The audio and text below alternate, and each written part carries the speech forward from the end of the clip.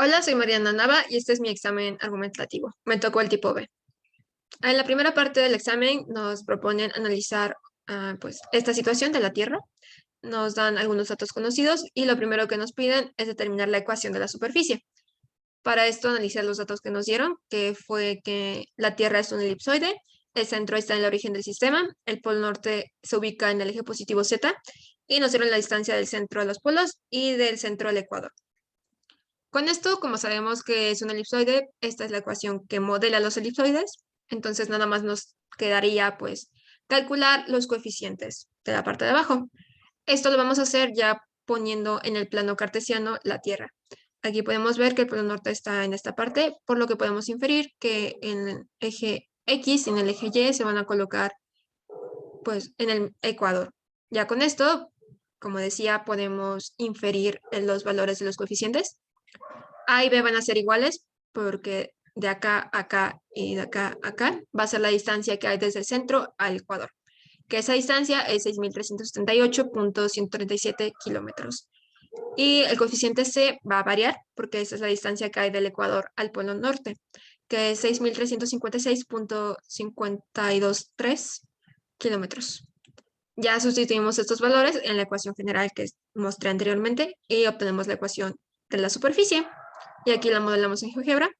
Y después vamos a trazar los meridianos utilizando que las curvas o donde vamos a hacer los cortes va a ser y es igual a kx, donde k es una constante.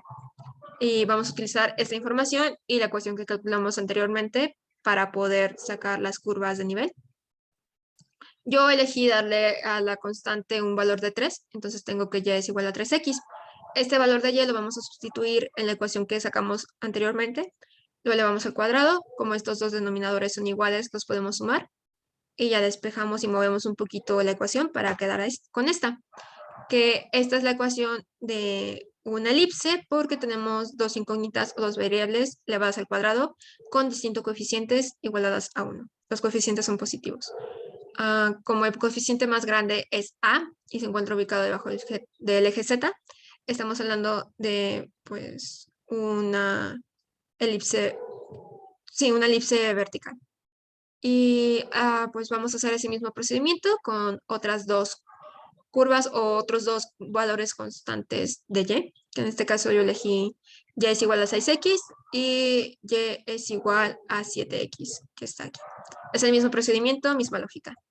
Y aquí lo modelamos con GeoGebra, los tres resultados, los tres meridianos. En la segunda parte del examen nos piden hablar de la torre del puerto de Kobe. Lo primero que nos piden igualmente es calcular su ecuación. Para esto analizamos un poco los datos que nos dan. Nos da que la altura total de la torre es de 95 metros, que la distancia entre la base y el punto donde el diámetro es más angosto es de 55.5 metros, que el diámetro más ancho en la base, bueno, el diámetro de la base, mejor dicho, es de 23 metros y el diámetro más angosto es de 6.2 metros. Nosotros vamos a colocar por razones prácticas y para hacernos la vida un poquito más fácil, vamos a colocar el punto de origen de nuestro plano cartesiano justo en el centro de, pues, de donde se hace el diámetro más angosto. Ya analizando esta figura, podemos determinar que estamos hablando de un hiperboloide de una hoja. Esta es la ecuación del hiperboloide de una hoja. Entonces solo nos queda pues obtener los valores de los coeficientes. Primero lo hacemos con A y B, que como el punto más angosto va a ser de radio constante de 3.1 metros. El valor de A y el valor de B va a ser este, 3.1 metros. Y para calcular Z, lo que yo hice personalmente fue usar GeoGebra. Primero lo que hice fue registrar la ecuación de acá arriba con el valor que ya conocía de A y de B. Y nada más puse un valor tentativo que voy a estarlo, o lo estuve modificando.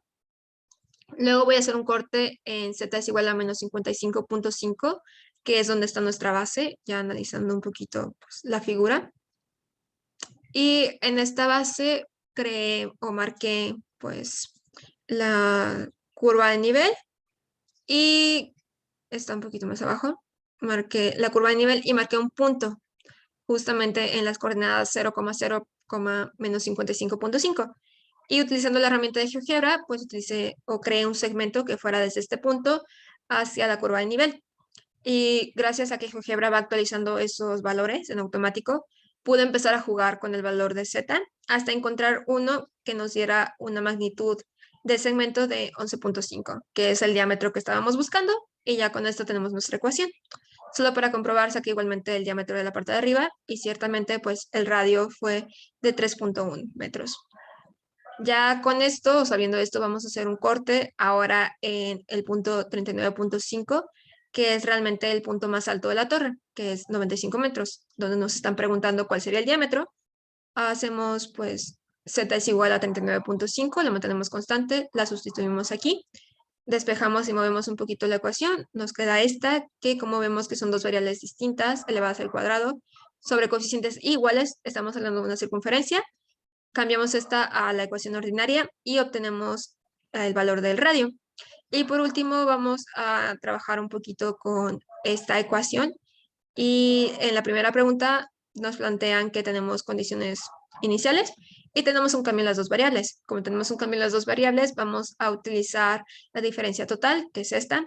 Calculamos las derivadas parciales utilizando una herramienta externa y estas derivadas parciales las multiplicamos por el cambio, tanto en temperatura como en volumen.